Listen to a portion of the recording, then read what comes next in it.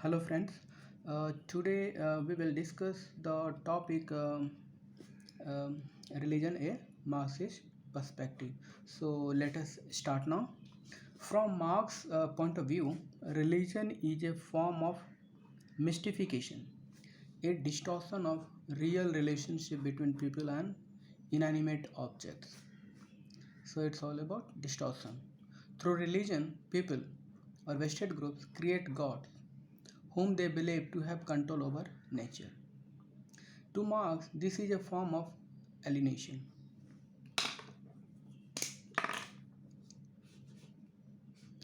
Already we have discussed the concept of perspective of Marx on alienation in Marx chapter.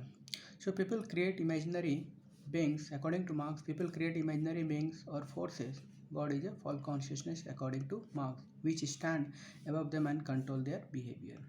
Marx believed that religion is rooted in society that alienate and exploit their member. So actually, according to Marx, religion is rooted in society and it alienates and exploit the members of society. Hmm. According to Marx, religion is the opium of people. Religion is the sigh of the oppressed creature, the sentiment of the heartless world, and the soul of the soulless conditions. So we have remember it. To Marx, religion is an illusion that eases the pain produced by exploitation and oppression. It is a series of myths that justify and legitimize the subordination of the subject class and domination and privilege of ruling class. From Marx's perspective, the religion can dull the pain of oppression in the following ways. It promises a paradise of eternal bliss in life after death. For example, Christian vision of heaven makes the life on the earth more bearable by giving people a hope for future. It justifies human suffering as a kind of punishment for past sins. Religion offers the hope of supernatural intervention to solve problems on earth. Religion often justifies the unjust social order and a person's position within it. For example, traditional Hindu caste system in India. So we can relate these 4 points in Indian society also. So according to Marx, now religion is a mechanism of social control, maintain the existing system of exploitation. Marx says that Christianity preaches cowardice, self-contempt, submissiveness, and humbleness to the proletariat. It offers an illusion of hope in a hopeless situation. It distorts reality and diverts people's attention from real source of their problem and thus helps maintain ruling class power to exploit and suppress the ruled class or subject class. Ruling class uses religious belief and rituals to justify their position and thus they use it as an instrument of oppression. Marx argued that if oppression comes to an end, then there would be no religion in the society. Evidence to support Marxism. There is considerable evidence to support the Marxist view of role of religion in society. The caste system of traditional India was justified by Hindu religious beliefs. Role of Islam in Islamic countries like Saudi Arabia, Iran, Pakistan, etc. In medieval Europe, kings and queens ruled by divine rights. Slave owners in the southern state of America used Christianity to justify their act. The Egyptian pharaohs combined both the god and king in the same persons to maintain status quo. Now, the critical evaluation of Marxism. Conflicting evidences suggest that religion doesn't always legitimize power for exploitation and oppression. It also provides impetus for social change. For example, Protestant ethic. Marxism doesn't explain the existence of religion where it doesn't appear to contribute to the operation of the particular class. Nevertheless, religion did not die out under communism as Marx predicted. In early 1990s, after shortly collapse of USSR, religious beliefs became widespread. Thus, communism did not eradicate or prevent religious beliefs and beliefs and activity, and religious beliefs and activity increased manyfold again once communism had ended. Now, come to feminist theories of religion. Feminist theories of religion often follow Marxist theories in arguing that religion is an instrument of domination and oppression. However, unlike Marxism, they, feminists, tend to see religion as a product of patriarchy rather than product of capitalism. They see religion as serving the interest of men rather than those of capitalist class. Indeed, such a view of religion is not confined to female and feminist sociologists. For example, Anthony Giddens argues that the Christian religion is a resolutely male affair in its symbolism as well as its hierarchy, while Mary, the mother of Jesus, may sometimes be treated as if she had divine quality. God is the Father, a male figure, and Jesus took the human shape of a man. Woman is portrayed as a created from a rib taken from a man. The secondary and often subordinate role of women in Christian doctrine is also typical of most other religions. Now we can put the examples of Hinduism. For example, all the three Brahma, Vishnu, and Mahesh are male deities, and Islam also. So here, remember it. As Karen Armstrong argues, none of the major religion has been particularly good to women. They have usually become male affairs, and women have been relegated to a marginal position. Women continue to be excluded from key roles in many religions. This is despite the fact that women often participate more in organized religion than men. We can witness in our society also, in family also, women are more organized in religious activity. Now let us see about the perspective of radical feminist on religion. Gender based inequality is the central to inequality in society. So it is talking about gender based inequality central to the inequality in society, and a radical transformation of society is must to remove this inequality. So radical feminists are talking about radical transformation. The French feminist Simone de Beauvoir, in her pioneer book The Second Sex, has argued that, we have to remember it, the man enjoys the great advantage of control over religious beliefs. For Jews, Mohammedans, and Christians, among others, man is master by divine right. The fear of God will repress any impulse towards revolt in the downtrodden female.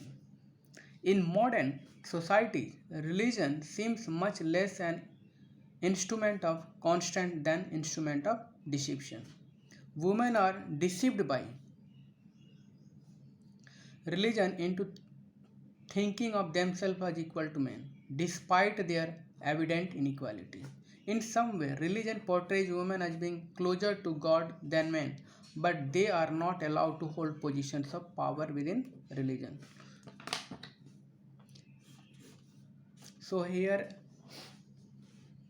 in modern society, religion seems much less an instrument of constraint than an instrument of deception.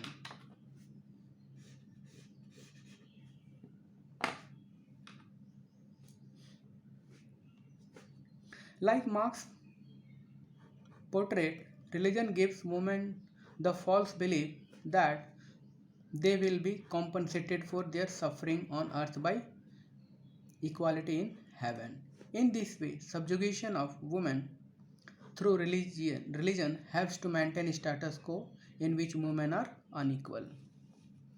Women are also vital to religion because it is they who do much of the work for religious organizations and introduce children to religious beliefs.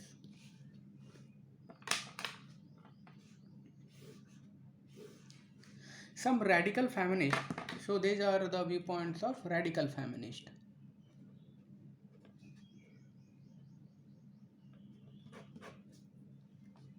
Some radical feminists believe that the solution lies in overthrowing the patriarchal religion by replacing them with feminist religion. In particular, they need to be replaced with goddess relations. Now, let us see what Sharawi has said, Egyptian feminist and leading advocate of women's rights in Arab world. She argues that the oppression of the woman is caused by domination of patriarchal system through the misinterpretation of religious belief.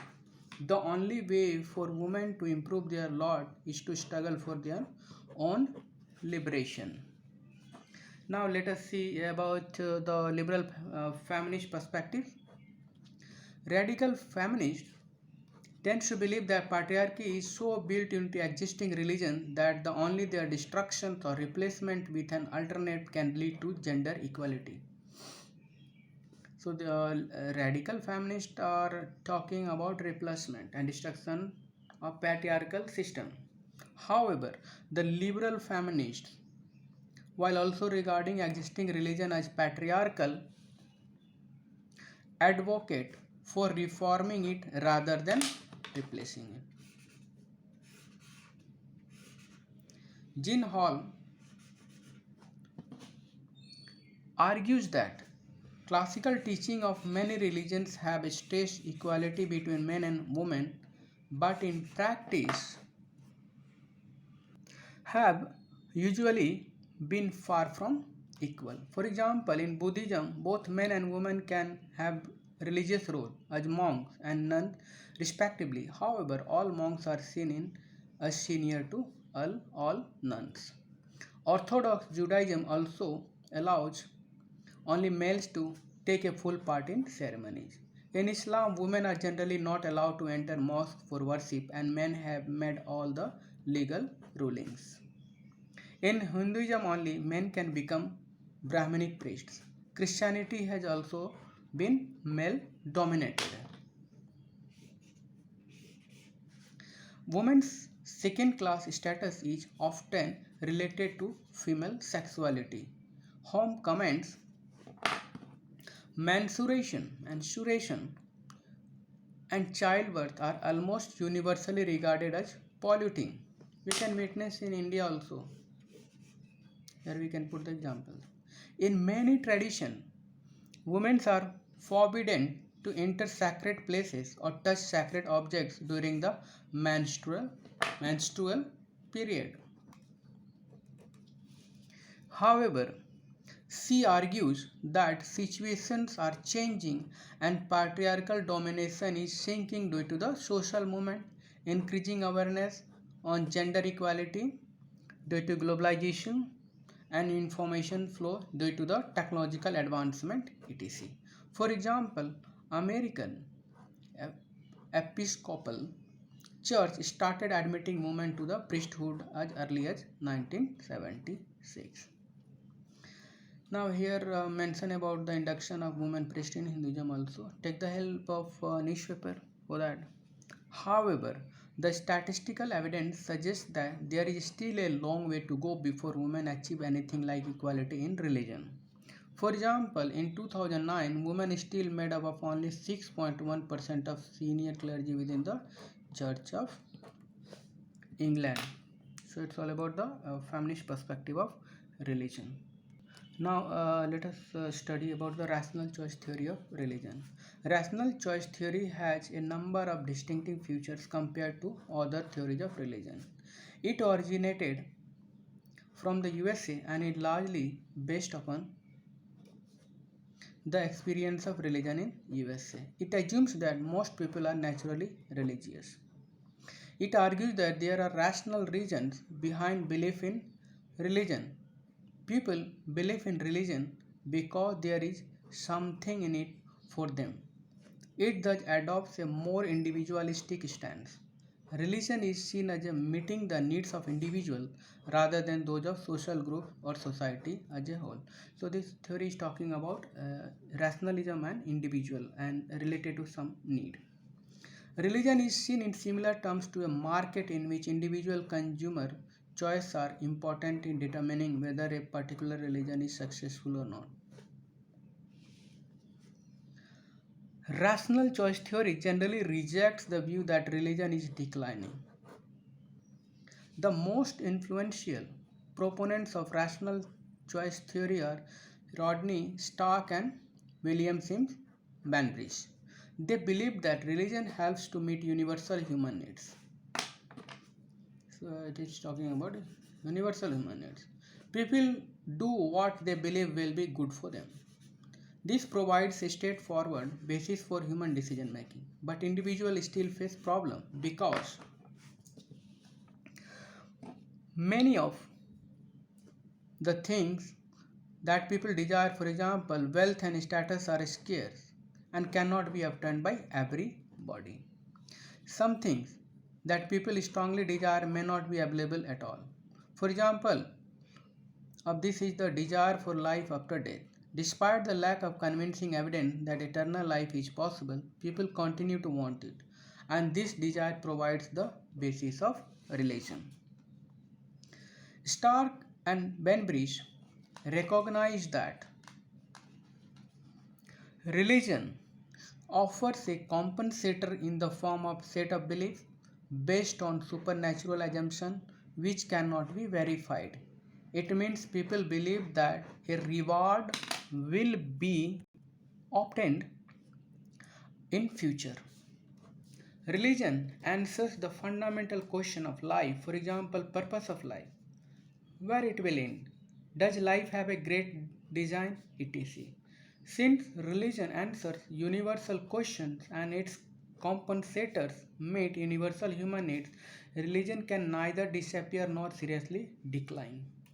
Churches that compromise their beliefs in the supernatural become less appealing as source of compensator. According to Stark and Banbridge, American society had become characterized by increasing religious pluralism as people have sought new sources of compensators. So they are talking religion in terms of compensation.